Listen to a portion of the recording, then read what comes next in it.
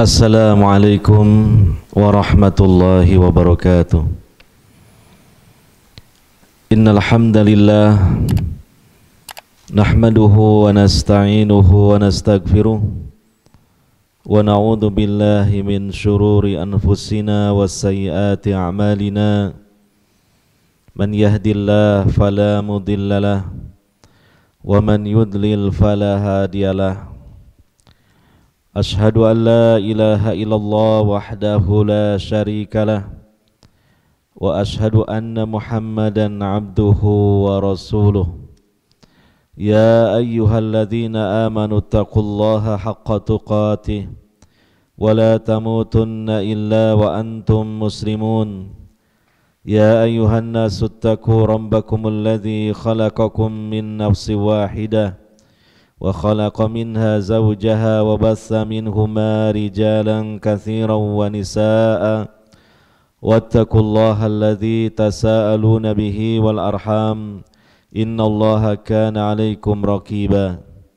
Ya ayyuhalladzina amanu taqullaha wa qulu qawlan sadida yuslih lakum a'malakum wa yaghfir lakum dhunubakum wa man yuti'illaha wa rasulahu faqad faza fawzan 'azima. Amma ba'd, fa inna asdaqal hadithi kitabullah wa khairal huda huda Muhammadin sallallahu alaihi wasallam wa syarrul umuri muhdatsatuha fa inna kulla muhdatsatin bid'ah wa kulla bid'atin dhalalah wa kulla dhalalatin finnar. Ma'asyiral muslimin wal muslimat, para bapak, para ibu, saudara-saudari sekalian yang semoga senantiasa mendapatkan rahmat dan taufik dari Allah Subhanahu wa taala. Alhamdulillah, pada kesempatan malam hari ini kita masih diberi kesempatan oleh Allah Subhanahu wa taala, dan juga yang hadir di sini tentunya diberi kesehatan oleh Allah Subhanahu wa taala sehingga kita bisa hadir di masjid ini, di sebaik-baik tempat di muka bumi ini. Nabi sallallahu alaihi wasallam pernah mengatakan, ahabbul biladi ilallahi masajiduha wa abghadul biladi ilallahi aswaquha. Tempat yang paling dicintai oleh Allah Subhanahu wa taala adalah masjid-masjidnya, sedangkan tempat yang paling dibenci oleh Allah Subhanahu wa taala, dimurkai oleh Allah Subhanahu wa taala adalah pasar-pasar. Maka ketika kita pada kesempatan kali ini Allah mudahkan untuk hadir di sebaik-baik tempat, di tempat yang paling dicintai oleh Allah Subhanahu wa taala, ini adalah hal yang menggembirakan, menguntungkan kita. Maka kita berusaha untuk mengikhlaskan niat kita karena Allah Subhanahu wa taala, hadir di sebaik-baik tempat ini untuk melakukan sebaik-baik amal. Tiada lain adalah dengan melaksanakan ibadah-ibadah kepada Allah Subhanahu wa taala, zikir-zikir kepada Allah Subhanahu wa taala, dengan kita melaksanakan salat, dengan kita berzikir, dengan kita berdoa, dan juga kita bersama-sama mempelajari dinul Islam. Terutama pada kesempatan malam hari ini kita bersama-sama mempelajari ayat-ayat suci Al-Quran.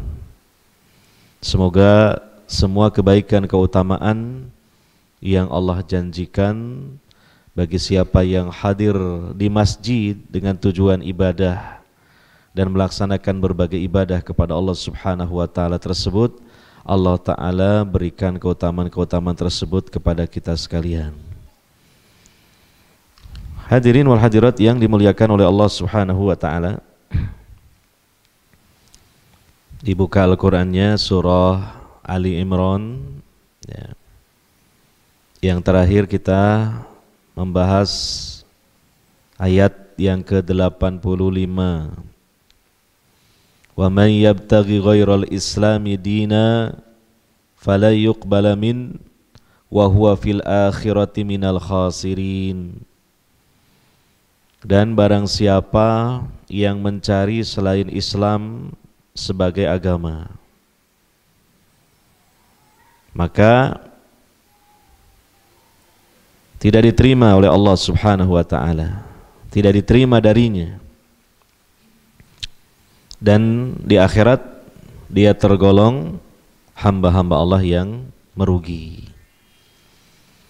Nah, kalau kita ini kan sudah memeluk Islam, tentunya sudah memilih Islam sebagai agama, maka mafhum yang kita dapat ambil dari keterangan ayat tersebut adalah kita beruntung dan harus bersyukur kepada Allah Subhanahu wa ta'ala atas salah satu karunia-Nya, dan karunia yang satu ini begitu besarnya.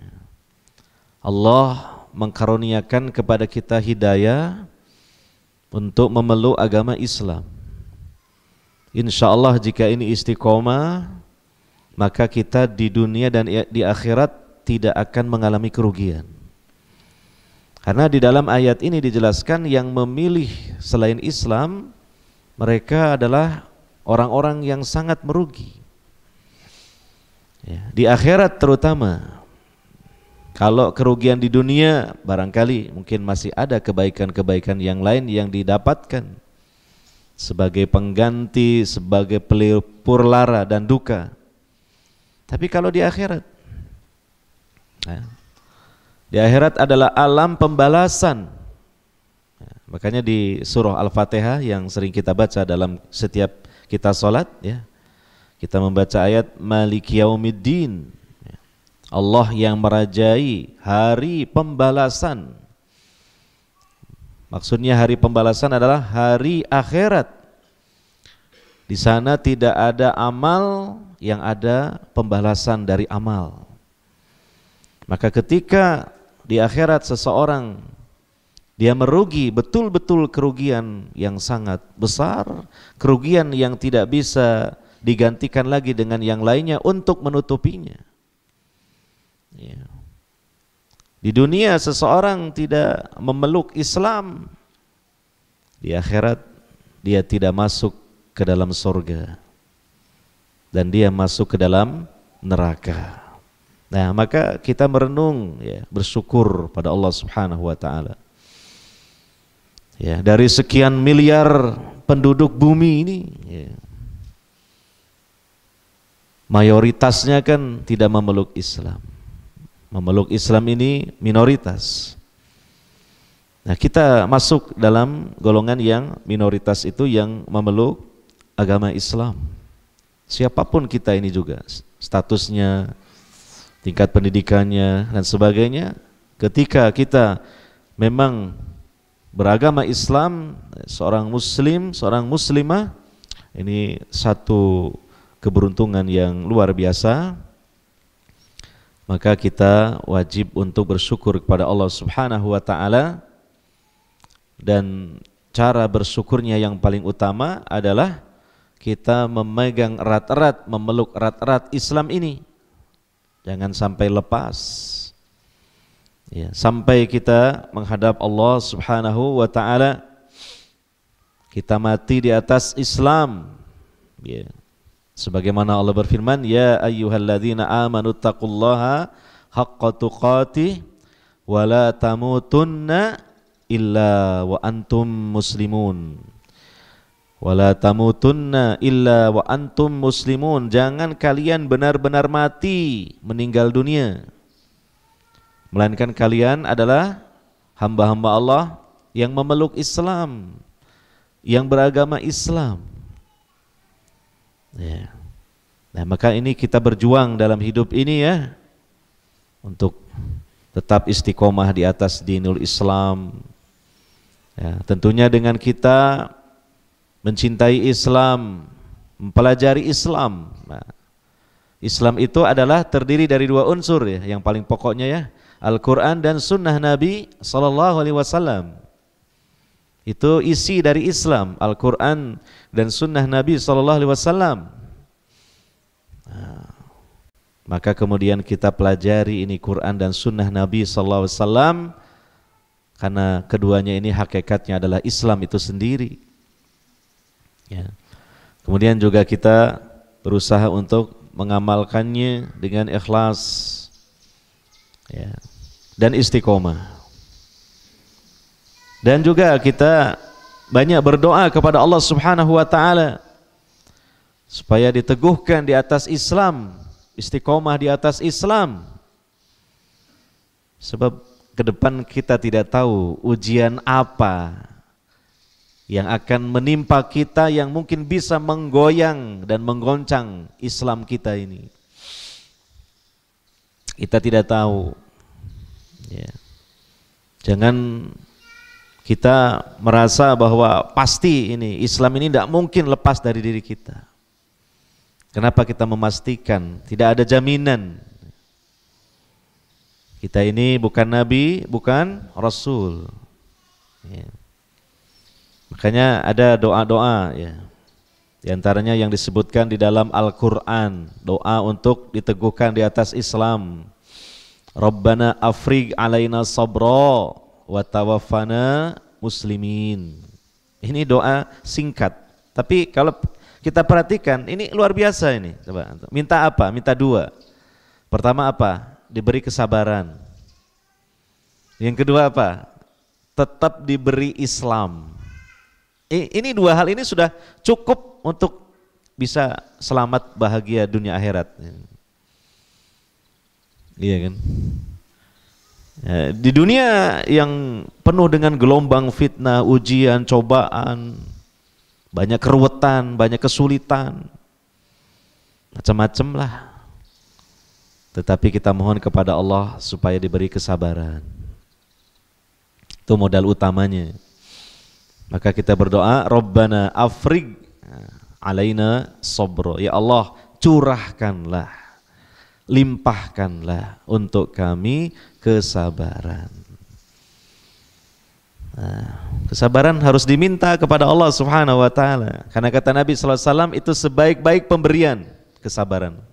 Sebaik-baik pemberian dan pemberian yang paling luas itu adalah as-sabru, kesabaran. Nah, kita mohon sama Allah. Tidak hanya mengandalkan karakter saya ini memang penyabar misalnya. Saya akan pelajari ilmu-ilmu tentang sabar. Tidak cukup itu. Kita juga minta sama Allah supaya dianugerahi kesabaran. Karena hidup ini kadang nggak mesti ya. Ada orang itu biasa nggak sabaran, satu ketika kena ujian yang berat, kok tiba-tiba dia sabar. Allah yang memberikan kesabaran. Ada orang itu penyabar gitu, satu ketika ada goncangan, tiba-tiba jadi dia tidak penyabar. Berubah. Mungkin saja, coba kita renungkan apa yang sudah kita lewati dalam perjalanan hidup inilah. Maka kita mohon kepada Allah Subhanahu wa taala kesabaran. Kalau Allah sudah berkehendak untuk memberi kesabaran kepada kita, pasti kita jadi orang sabar. Nah, sabar itu kata para ulama dalam 3 hal. Pertama dalam mentaati Allah. Gitu. Lah ini ujiannya banyak tuh, Pak. Mentaati Allah. Dulu rajin ngaji, sekarang enggak ngaji lagi. Kenapa? Ya macam-macam alasannya. Berarti kan sudah tidak sabar dalam ketaatan kepada Allah, khusus bab ngaji.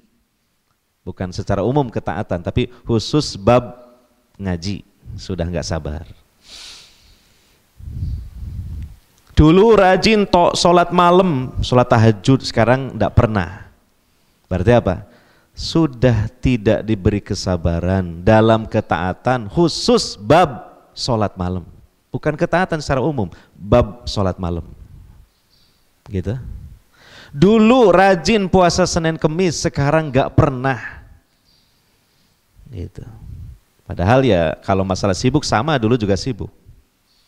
Berarti apa? Sudah tidak diberi kesabaran dalam ketaatan bab puasa sunnah Senin Kemis. Perhatikan itu. Kita perinci. Iya.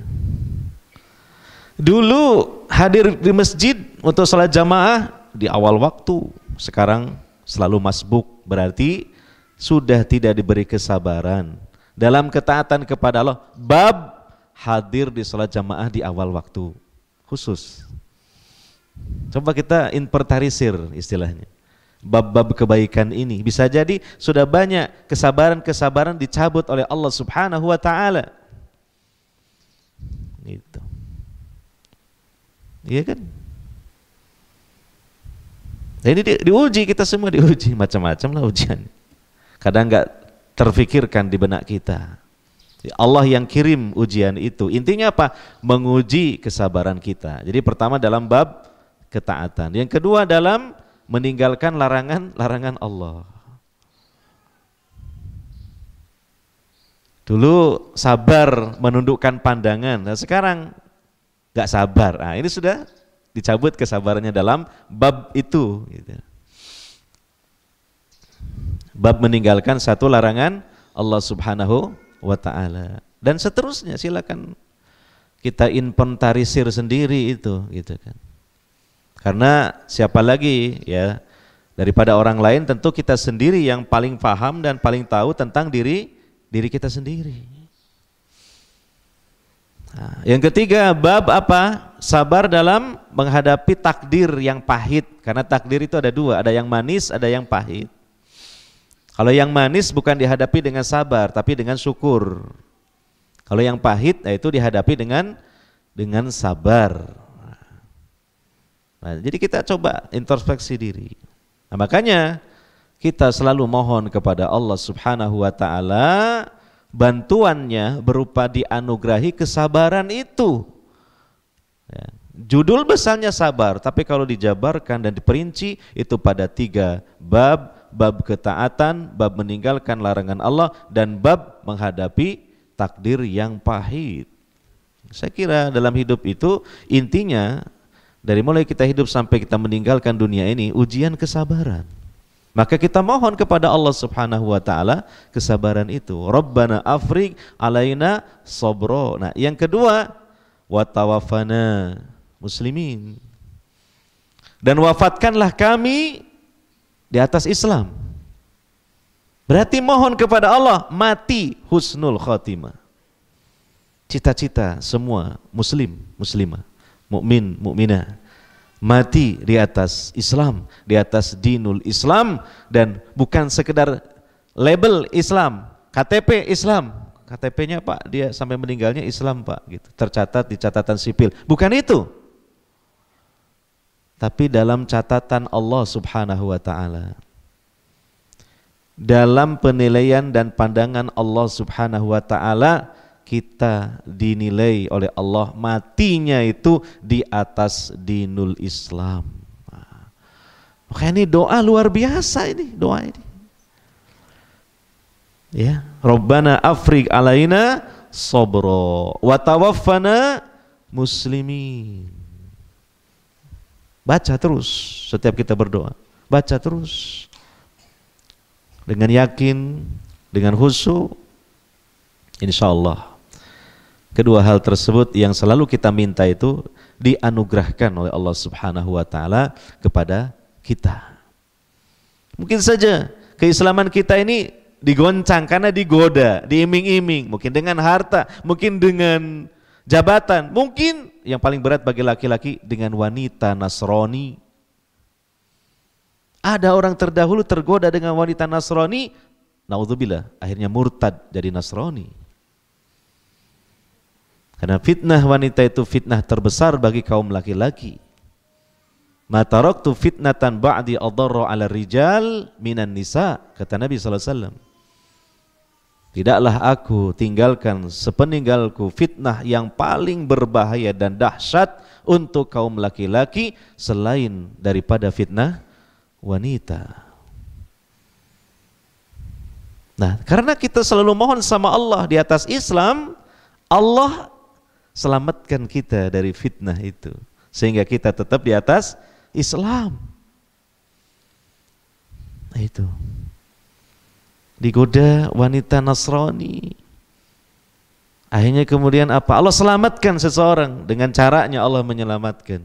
Tiba-tiba kita ini kecelakaan sampai patah tulang segala macam. Perempuannya gak suka meninggalkan kita. Nah, mungkin begitu bisa jadi. Jangan membayangkan yang bagus-bagus gitu. Tetapi hakikatnya ternyata itu apa? Begitulah Allah punya cara dalam menyelamatkan Islamnya seseorang gitu loh. Iya. Kita nggak tahu karena Allah itu maha memiliki ilmu, al-alim, al-khabir, al-hakim, maha bijaksana yang memiliki banyak hikmah yang kita hanya sedikit saja mengetahui hikmahnya. Ya, maka kita mohon dengan doa ini. Disitulah dahsyatnya doa, keagungan doa, rahasia doa. Ya. Kemudian kita lanjutkan ayat berikutnya. Kaifa yahdillahu qauman kafaru ba'da imanihim.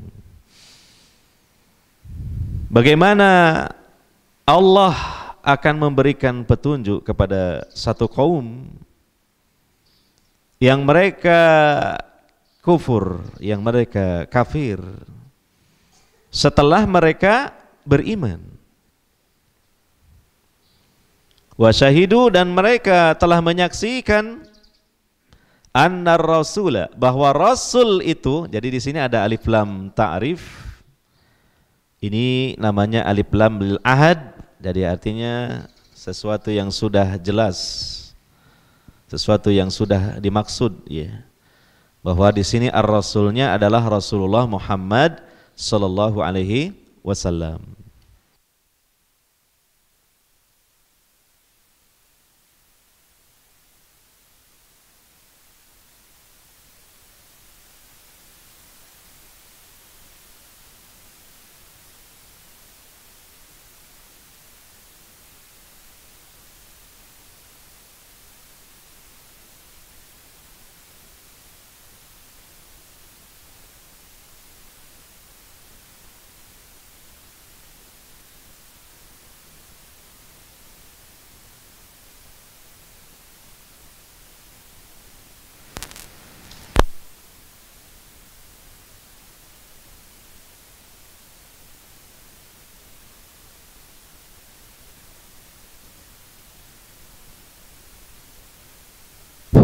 Nah.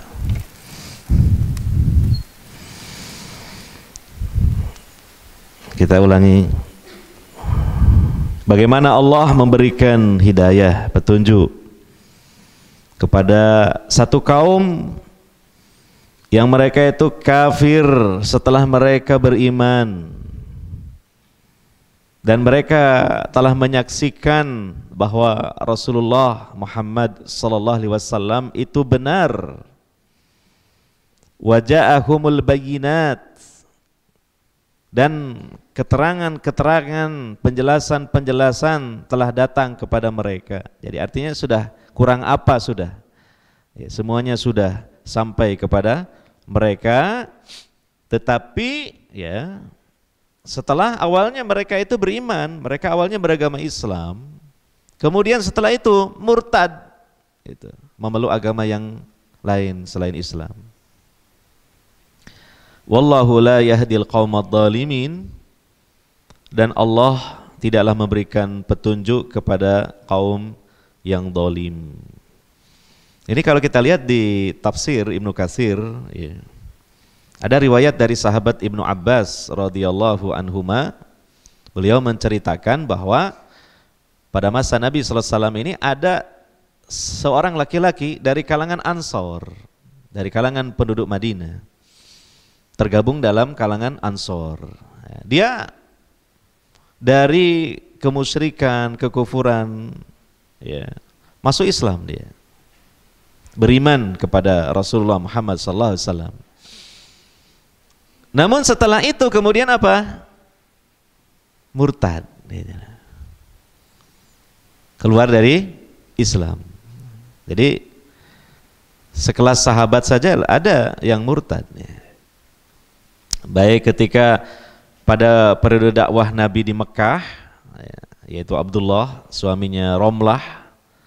Romlah itu Ummu Habibah yang kemudian akhirnya dinikah oleh Nabi Shallallahu Alaihi Wasallam. Ya, Romlah ini adalah saudari dari Muawiyah bin Abi Sufyan. Tentunya beliau adalah putri dari Abu Sufyan. Ketika dalam perjalanan hijrah dari Makkah ke Habasyah, di mana penduduk Habasyah memang kebanyakan beragama Nasrani. Ya, hijrah mereka sekelompok para sahabat dari Mekah karena tekanan-tekanan orang-orang musyrik di Mekah itu, yang dipimpin rombongan itu oleh sahabat Ja'far bin Abi Thalib.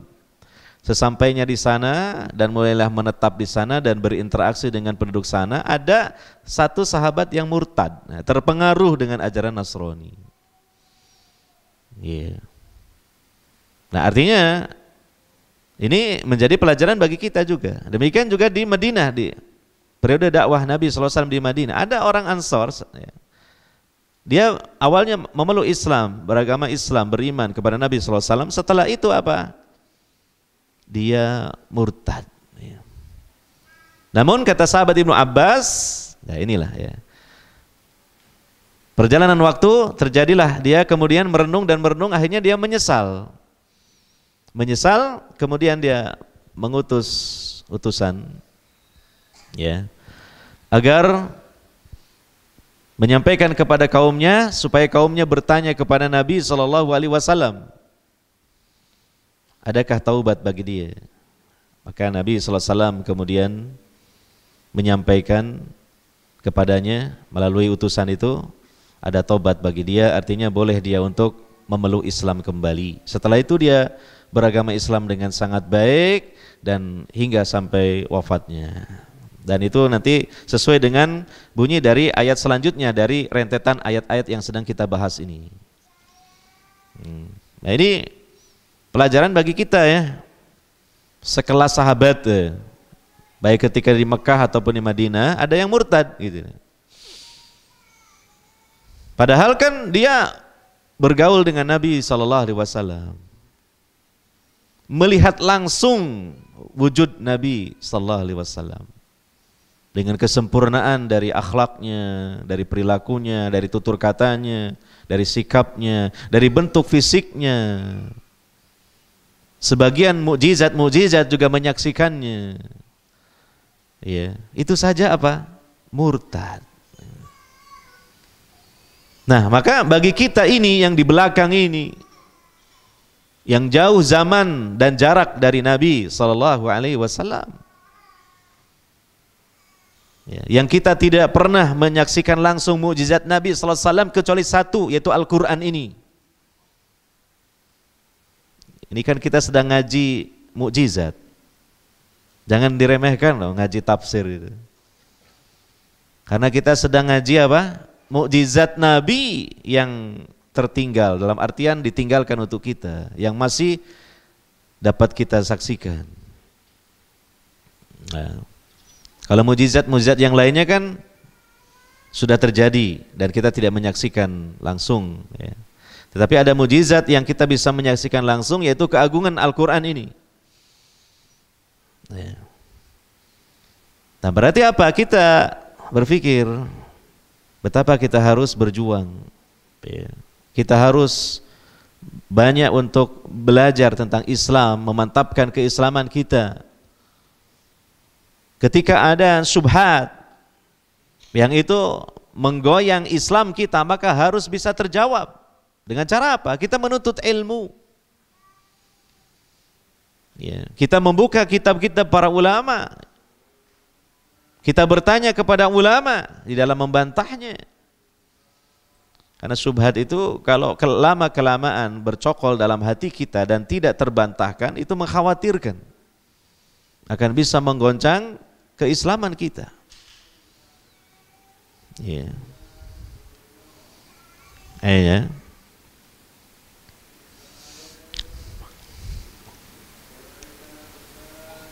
Apa ini? Kabar apa ini? Kematiannya. Nah, itu tadi kan kita singgung. Jangan sampai kita mati kecuali di atas Islam. Nanti giliran kita pasti akan juga begitu. Ya, semoga kita semua ditakdirkan wafatnya di atas Islam. Ya, sesuatu yang paling agung dan besar urusan manusia itu agama Islam. Urusan lainnya itu kecil, dan seharusnya urusan yang lain itu menunjang Islam ini. Tapi kadang terbalik, urusan Islam terabaikan, alasannya apa? Sibuk ngurusi urusan lain gitu. Kalau mati yang dibawa lo apa? Agama, bukan yang lain. Nah ini Allah tidak memberikan petunjuk ini kepada satu kaum ini. Artinya di sini ya, yang dapat kita pahami ini sangat sulit, beratlah. Ya, kalau seseorang itu sudah memeluk Islam, sudah mengenal Islam, bahkan mendalami Islam, ya, lantas kemudian murtad gitu loh. Artinya apa? Untuk kembali kepada Islam kira-kira dengan apa lagi gitu? Untuk ditariknya ke dalam Islam dengan apa lagi gitu? Karena sudah maksimal dia ketika di dalam Islam pun beda dengan ketika dalam Islam dia awam, ya. Dia itu ya mungkin beragama nyoba-nyoba itu, mencicipi sini sana gitu ya. Memang ada dulu ya sebagian teman ya, di apa ngaji itu mencicipi. Artinya dalam Islam kan ada beberapa paham dan beberapa aliran ya. Ketika ada paham baru itu penasaran, pengen tahu gimana gitu. Akhirnya masuk, nanti ada lagi paham yang lain baru, kepengen lagi. Nah ini agama jadi permainan ya. Karena hanya ingin mencicipi saja, bukan karena berdasarkan hujah dan dalil secara ilmiah ya. Nah boleh jadi mungkin orang awam dia memeluk Islam, dia tidak mendalami Islam, hanya di permukaannya saja, sehingga dia belum banyak melihat tentang keagungan dan cahaya Islam ya. Maka ketika dia murtad, bisa jadi nanti akan tertarik lagi dengan Islam. Karena apa? Begitu dia sudah di luar Islam, dia melihat Islam bercahaya, kilauannya begitu terang benderang gitu ya. Makanya dia akan tertarik lagi ya. Tapi kalau orang sudah di dalam Islam itu sudah tahu kebenaran-kebenaran, dia pelajari gitu. Kok malah meninggalkan Islam? Umumnya itu berat untuk kembali lagi ke dalam pangkuan Islam. Ya. Karena apa? Ya. Karena itu tadi, kurang apa ketika di dalam Islam segala ilmu, hujah, kebenaran jelas datang kepada dia, kok meninggalkannya gitu. Jadi ada kemungkinan itu karena mengikuti hawa nafsunya. Ada kemungkinan karena apa? Mengikuti ya, iming-iming yang sifatnya duniawi ya. Maka bisa jadi dia terancam dengan ancaman Allah Subhanahu wa taala, wallahu la yahdil qaumadh dhalimin. Allah tidak memberikan petunjuk bagi kaum yang zalim. Ya. Dan pada ayat selanjutnya, ulaika jazaohum, mereka itulah balasan bagi mereka, anna alaihim laknatullah, sesungguhnya atas mereka laknat Allah. Allah menjauhkan rahmatnya dari mereka. Wal malaikati, dan laknatnya para malaikat, doa jeleknya para malaikat agar Allah melaknat mereka. Wan nasi ajmain, dan manusia secara keseluruhannya. Ya. Tentu di sini manusia-manusia yang beragama Islam, manusia-manusia yang beriman.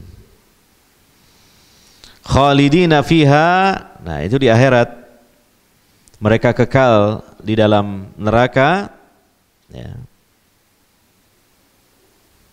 Jadi yang dimaksud dengan laknat Allah tadi, laknat para malaikat dan manusia seluruhnya adalah neraka ya, neraka di akhirat. La yukhaffafu anhumul adabu walahum yungdorun. Perhatikan ya, kita temukan di sini dalam satu ayat yaitu ayat 88 tentang kengerian neraka. Ada berapa itu? Ada 3 kengerian neraka. Ya, ini yang perlu direnungkan secara mendalam. Mumpung kita belum meninggalkan dunia. Karena ketika kita masih di dunia, masih ada kesempatan bagi kita untuk berbuat. Satu-satunya fase kehidupan dari fase-fase kehidupan manusia yang padanya ada kesempatan untuk berbuat hanya satu, yaitu di dunia. Nah, direnungkan di ayat 88 ini, ya, tentang kengerian neraka. Pertama, khalidina fiha, kekal di dalamnya. Kira-kira ngeri apa enggak tuh? Kalau disiksa di neraka itu tidak kekal, ya masih kurang ngerinya. Karena ada saatnya nanti keluar dari neraka, bebas dari neraka. Mungkin 1000 tahun, setelah 1000 tahun kan tidak di neraka lagi. Iya, 100.000 tahun di neraka. Nah, setelah 100.000 tahun kan tidak di neraka lagi. Padahal bicara di neraka 100.000 tahun sudah mengerikan luar biasa. Memang di dunia di penjara seumur hidup saja sudah ngeri. Padahal kan tidak mungkin lah sampai 100 tahun di seumur hidup itu. Ya kan? Ya. Ada orang ya berbuat jahat, divonis oleh hakim penjara seumur hidup. Ketika divonis itu umurnya sudah 65 tahun. Di penjara ternyata apa? Baru dapat 1 bulan dia meninggal dunia. Nah, itulah namanya penjara seumur hidup, cuma satu bulan saja. Kan seumur hidup itu. Ya. Nah, yang namanya kekal itu bagaimana? Ya, sebagaimana pengertian secara bahasa, apa sih kekal itu? Ya. Antum saya ajak beberapa detik berpikir tentang kekal di neraka. Antum pasti pusing kepalanya. Karena ngerinya, betul enggak? Jangan Anda berpikir bahwa oh nanti sekalipun lama nanti akan selesai. Entah keluar dari neraka atau mati di neraka, itu dua-duanya mustahil, tidak terjadi. Karena tidak ada lagi kematian di akhirat. Kematian itu adanya di dunia.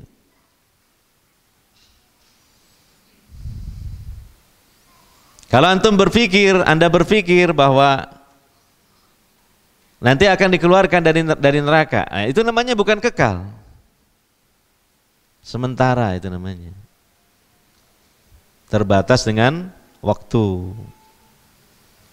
Jadi saya ajak untuk berpikir tentang khalidina fiha, itu mengerikan sekali. Iya.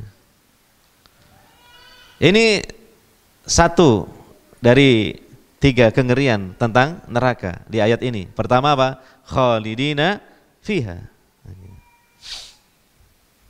Itu. Cobalah dibayangkan gitu. Sehingga ini melecut diri kita untuk apa? Betul-betul bertahan di atas Islam, apapun yang menjadi taruhannya. Gitu. Jelas ya? Ya, semoga kita juga diberi kekuatan untuk hal itu. Iya kan?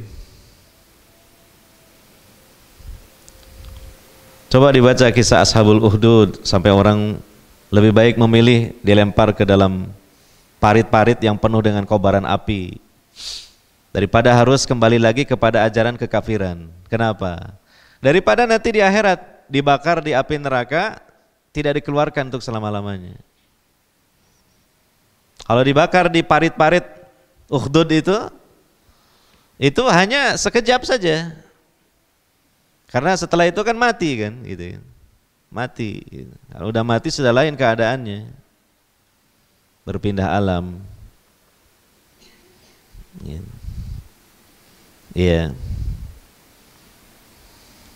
Makanya sampaikan dalam kisah Ashabul Ukhdud ada seorang wanita yang sedang menggendong bayinya, ya kan?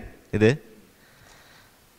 Ketika diberi pilihan apakah kembali ke ajaran kekafiran ataukah dilemparkan ke parit yang ada api berkobar-kobar. Seorang wanita ini sempat ragu-ragu karena demi melihat anaknya, kasihan karena harus ikut juga ke situ. Dilemparkan ke mana?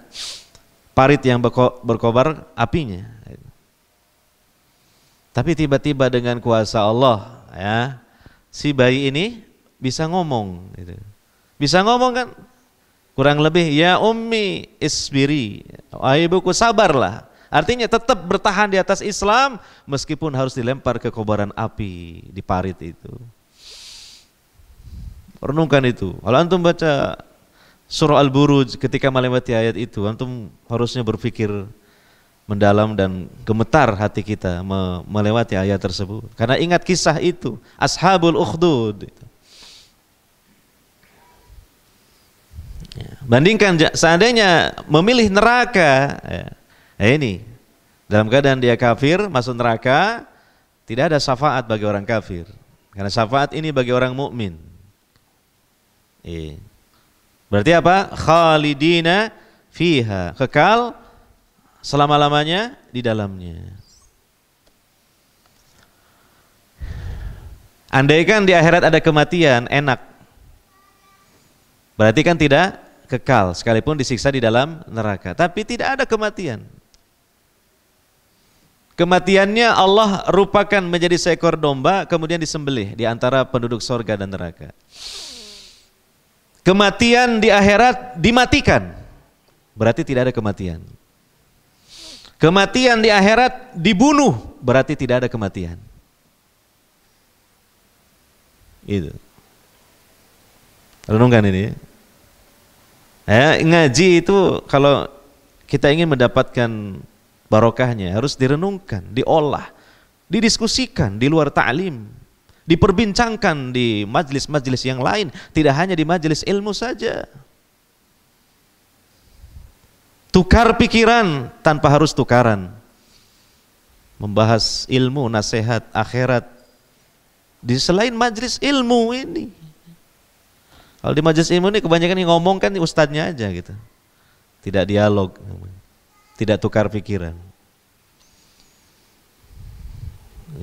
Diskusikan sama istri antum di rumah sebelum tidur barangkali.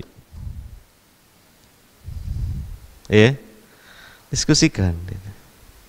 Sehingga faedahnya apa? Saling menguatkan, saling menyokong, saling mendoakan untuk tetap teguh di atas Islam. Tuh. Yang kedua, ini kengerian neraka. Yang kedua ya, la yukhaffafu anhumul adzabu. Siksaannya tidak diringankan. Tidak ada rukhsah. Ya. Hukuman di dunia kadang ada, mungkin namanya gerasi atau apalah istilahnya, peringanan hukuman.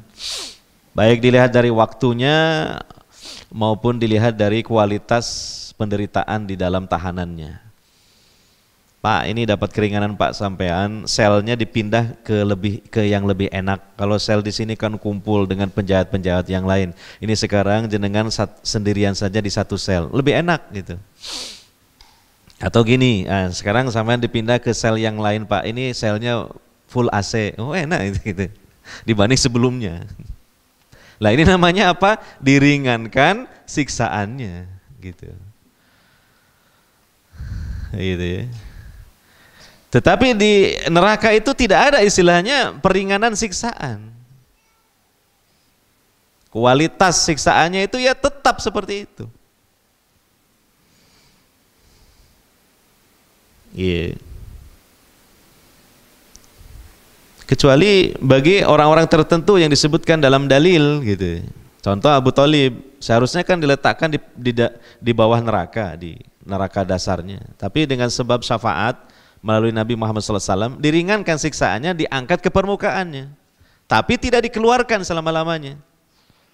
Kemudian dikasihlah 2 sandal dari bara api neraka, dipakai oleh Abu Thalib, menggelegaklah otaknya. Dan kata Nabi, itulah seringan-ringan siksaan bagi penduduk neraka. Adapun secara umum siksaan neraka apa? La yukhaffafu anhum al-adabu. Tidaklah diringankan bagi mereka azab, terutama bagi orang-orang kafir yang memang sudah menetap di dalam neraka ini. Karena konteks ayat ini membicarakan orang-orang kafir yang melepas keislamannya sekalipun sebelumnya beragama Islam, maka ancamannya di akhirat masuk neraka dengan ciri-ciri tadi, dengan sifat-sifat tadi, khalidina fiha. Kemudian apa? La yukhaffafu anhumul adab. Tidak pernah diringankan siksaannya. Yang ketiga, wala hum yungdharun. Tidak juga mereka diberi tangguh. Maksudnya apa? Tidak ada preinya, tidak ada utlahnya. Utlah itu bahasa Arab, artinya libur. Oh, ini bagi penduduk neraka untuk bulan Ramadan ini, bagi orang kafir ya tidak disiksa dulu lah, biar istirahat dulu 1 bulan. Tidak ada seperti itu. La yundharun, tidak diberi tangguh, artinya tidak ada liburnya siksaan di neraka. Ya. Kira-kira coba ini tiga sifat neraka bagi orang-orang kafir ini bagaimana? Ngeri kan? Luar biasa mengerikannya. Kekal berarti, aduh pusing saya mikirnya, takut. Gimana ya namanya kekal ya? Sudah putus asa, sudah percuma. Nangis mau nangis nyesel nggak ada gunanya. Mau mengibah kayak apa nggak ada gunanya. Itulah kedahsyatan akhirat ya, sebagai negeri abadi itu di situ. Nah, kalau nikmat itu abadi luar biasa, tapi kalau disiksa abadi, aduh luar biasa juga apanya? Mengerikannya. Coba dipikir. Ya. Kapan lagi kalau bukan sekarang? Karena semakin waktu ini kita semakin dekat dengan kematian kita masing-masing. Satu persatu dipundut oleh Allah Subhanahu wa Ta'ala. Bapak saya juga beberapa bulan lalu juga dipanggil oleh Allah Subhanahu wa Ta'ala. Sudah pindah alam, padahal biasa saya berkunjung dan sering dialog, diskusi masalah agama segala macam. Sekarang sudah berpindah ke alam lain. Iya. Ya ini. Dan yang menjadi persoalan besarnya adalah ketika manusia itu meninggal dunia, memang cocok dengan bahasa kita meninggal dunia, meninggalkan dunia. Bukan sirna, bukan hilang, bukan lenyap. Meninggalkan dunia. Jadi orangnya itu ada, cuma bukan di dunia, di alam kubur. Dan selanjutnya nanti ke alam akhirat, semuanya. Suatu saat nanti ya saya Abu Jibrin meninggal dunia, innalillahi wa inna ilaihi rajiun, ya kan ya? Pasti kan? Pasti. Ya. Kalau sampean ya sama aja gitu loh. Meninggal dunia apa? Meninggalkan dunia, berarti masih ada, cuma bukan di dunia, gitu loh. Nah, itu ya. Ini keyakinan yang benar seperti ini.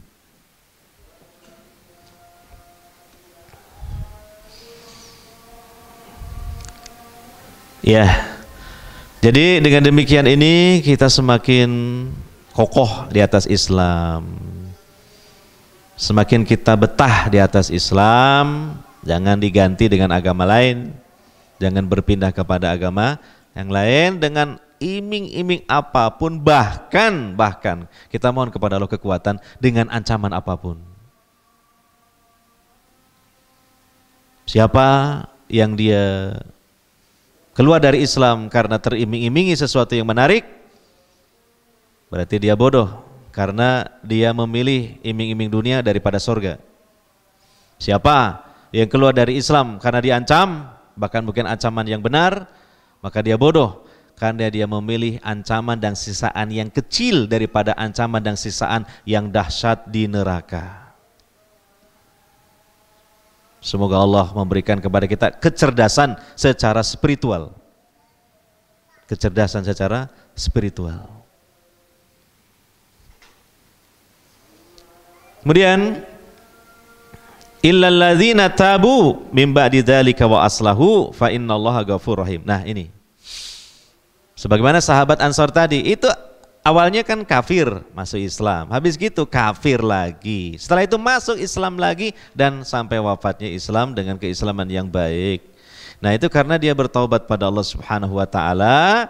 Tetapi taubat itu, ketika seseorang bertaubat, adalah harus dipenuhi syarat-syarat diterimanya taubat. Di antaranya apa? Ketika pintu taubat belum ditutup, karena ada penutupan pintu taubat. Yang pertama terjadi ini pada setiap manusia dan juga jin tentunya ya. Ketika nyawa menyesak di kerongkongan, mendekati kematian, pintu taubat ditutup. Nabi SAW bersabda, innallaha yaqbalu taubatal abdi ma lam yughargir. Sesungguhnya Allah pasti menerima taubat seorang hamba selagi nyawa belum menyesak di kerongkongan.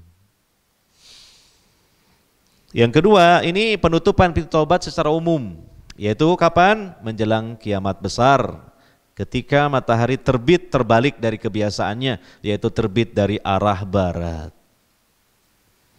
Ditutup pintu taubat. Nah, bagi orang-orang yang murtad dari Islam, kemudian dia bertaubat, pengen kembali ke Islam, tapi nyawanya sudah menyesak di kerongkongannya. Lah inilah yang disebut tidak ada taubat bagi dia.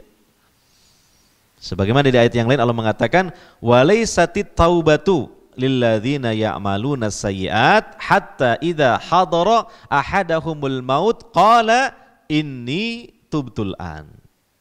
Tidak ada taubat bagi mereka-mereka yang melakukan keburukan. Seburuk-buruk perbuatan buruk adalah murtad ya. Sehingga ketika kematian mendatangi salah seorang di antara mereka, barulah dia mengatakan inni tubtul an, sekarang saya ingin taubat. Terlanjur, pintu taubat sudah ditutup. Adapun kalau memang dia taubatnya dengan memenuhi syarat-syarat diterima taubat, di antaranya taubatnya dilakukan di waktu sebelum pintu taubat ditutup, maka berlakulah ayat ini, illal ladzina tabu mim ba'di dzalika wa aslahu fa innallaha ghafurur rahim. Sesungguhnya ya, kecuali orang-orang yang mereka bertaubat setelah hal demikian itu, artinya setelah mereka murtad ya, kemudian mereka melakukan perbaikan, artinya menjadi orang yang baik dalam Islamnya, beramal baik dalam Islamnya, maka sesungguhnya Allah itu Maha Pengampun lagi Maha Penyayang. Ini kita lihat di tafsir Ibnu Katsir, ada beliau menukil ya riwayat dari Imam Ahmad. Ini menarik sekali untuk direnungkan ya. Dan ini mungkin penjelasan terakhir sebelum kita tutup kajian kita pada kesempatan kali ini ya. Diriwayatkan oleh Imam Ahmad dalam musnadnya ya. Agak panjang ini hadisnya, artinya begini ya. Disebutkan bahwa telah menceritakan kepada kami Rauh, jadi ini sanadnya, telah menceritakan kepada kami Hamad dari Sabit dari Anas bin Malik, yang mengatakan bahwa Rasulullah SAW pernah bersabda, didatangkan seorang lelaki dari penduduk surga. Jadi ini nanti akan terjadi nanti di hari akhirat ya. Didatangkan seorang laki-laki dari penduduk surga, lalu dikatakan kepadanya, hai anak Adam, bagaimanakah kamu jumpai tempat kedudukanmu? Lelaki itu menjawab, wahai Tuhanku, aku jumpai tempat tinggalku adalah sebaik-baik tempat tinggal. Nah, kalau bahasa kita testimoni ya. Ditanya gimana rasanya setelah tinggal di sorga ini sekian waktu ini ya.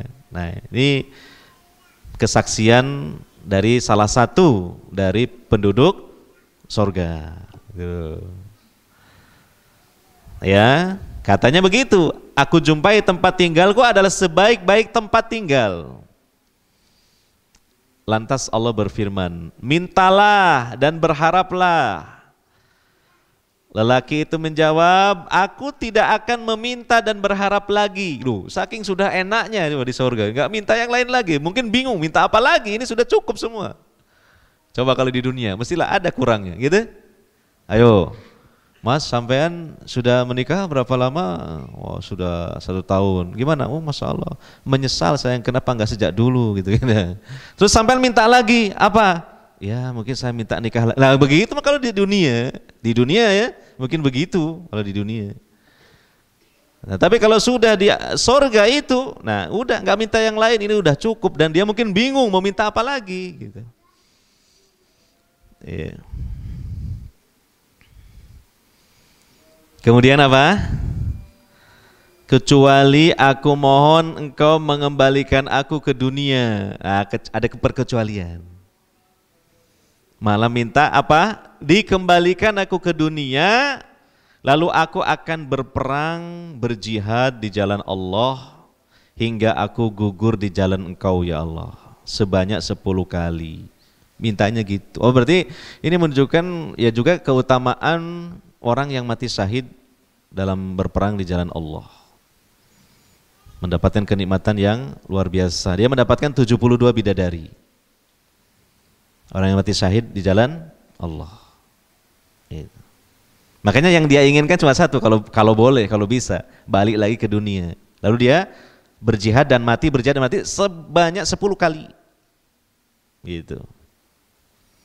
Yang banyak manusia merasa takut, ngeri kalau dipanggil untuk jihad fi sabilillah. Ternyata hakikatnya di akhirat orang yang mati syahid seperti itu hasil dari jihadnya itu. Panennya seperti itu. Ia mengatakan demikian karena keutamaan yang dirasakan berkat mati syahid. Nah itu. Ya, kita bayangkan seperti Mus'ab bin Umair yang meninggal syahid di perang Uhud sampai ditebas tangannya, tebas tangan kanan, tangan kirinya yang memegang bendera itu. Masya Allah, ini Mus'ab bin Umair contohnya ya. Mus'ab bin Umair ya. Dan didatangkan pula seorang lelaki dari penduduk neraka. Nah ini gilirannya yang lain nih. Dari tempat yang berbeda. Seorang dari penduduk neraka. Lalu dikatakan kepadanya, hai anak Adam, bagaimanakah kamu jumpai tempat tinggalmu? Dia menjawab, wahai Tuhanku, aku jumpai tempat tinggalku adalah seburuk-buruk tempat tinggal. Dikatakan kepadanya, apakah engkau mau menebus dirimu dari azabnya dengan emas sepenuh bumi? Ia menjawab, iya wahai Tuhanku. Allah berfirman, kamu dusta. Karena sesungguhnya aku pernah memintamu melakukan hal yang lebih ringan daripada itu dan lebih mudah. Tetapi kamu tidak mau melakukannya. Apa itu? Mengucapkan 2 kalimat syahadat. Mengikrarkan 2 kalimat syahadat sebagai satu bukti memasuki Islam, melewati pintu gerbang Islam. Ya. Lalu lelaki itu dicampakkan kembali ke dalam neraka. Karena itulah dalam ayat ini disebutkan ulaika lahum adzabun alim wa ma lahum min nasirin. Itu di surah Ali Imran nanti ayat 91. Yakni tidak ada seorang pun yang dapat menyelamatkan mereka dari azab Allah. Dan tidak ada seorang pun yang melindungi mereka dari siksa yang sangat pedih. Jadi ini kita renungkan ini kan kejadiannya nanti, tapi sekarang sudah disampaikan oleh Allah kepada Nabi Muhammad SAW dan beliau pun menyampaikan kepada kita, gitulah. Ya, keadaan nanti di akhirat penduduk surga, penduduk neraka. Yang menarik itu tadi, karena kita pembahasannya kan mengenai orang murtad ya. Yang itu tadi diambil satu orang dari penduduk neraka, gitulah. Bagaimana rasanya? Waduh, ini seburuk-buruk tempat tinggal. Lalu bagaimana seandainya kamu ya, nah itu tadi diperbolehkan untuk menebus siksaan itu dengan emas sepenuh bumi, apakah kamu mau? Mau? Bayangkan. Tapi Allah mengatakan kamu dusta. Dulu, nah ini yang menarik kalimatnya ini. Dulu ketika di dunia diperintahkan untuk melakukan hal yang ringan saja, kenapa kamu tidak mau? Kenapa kamu berat? Mengikrarkan 2 kalimat syahadat. Yang kita renungkan, iya, dunianya cuma sekali, kok berulang kali gitu? Iya dah? Kok berulang kali gitu? Kapok saya. Di putaran dunia yang pertama saya kafir, merasakan neraka. Putaran dunia kedua, jangan sampai kafir. Lah enak kalau gitu. Gitu. Putaran hidup dunia cuma sekali. Nah, sekarang kita ini sedang berada di dunia ini. Sebagian saudara-saudari kita sudah pergi ke alam barzah. Contoh tadi ada pengumuman, apa itu? Kematian. Didengar oleh telinga kita masuk ke majelis ini.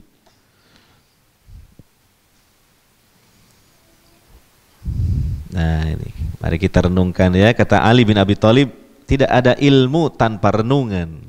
La ilma illa bitadabbur. Tidak ada ilmu kecuali dengan renungan. Kalau ilmu tanpa renungannya lewat-lewat begitu saja, kurang berbekas dan kurang berpengaruh ke dalam jiwa kita. Tapi ilmu itu supaya berkah dan berfaedah, renungkan. Dan renungannya tidak cukup di majelisnya saja, tapi di majelis yang lainnya. Hadirin wal hadirat yang dimuliakan oleh Allah Subhanahu wa taala. Semoga kajian kita ini bukan sekedar mempelajari tafsir Quran ya, tetapi menjadi nasihat bagi kita, peringatan bagi kita, penyemangat bagi kita untuk tetap berada di atas Islam. Dan semoga Allah Subhanahu wa taala menganugerahkan kepada kita kesabaran dan juga Islam sampai meninggalkan dunia ini. Amin ya rabbal alamin. Demikian kita akhiri dengan doa subhanakallahumma wa bihamdika asyhadu alla ilaha illa anta astaghfiruka wa atubu ilaik. Wassallallahu ala nabiyyina Muhammadin wa ala alihi wa sahbihi ajmain. Walhamdulillahi rabbil alamin. Wassalamu alaikum warahmatullahi wabarakatuh.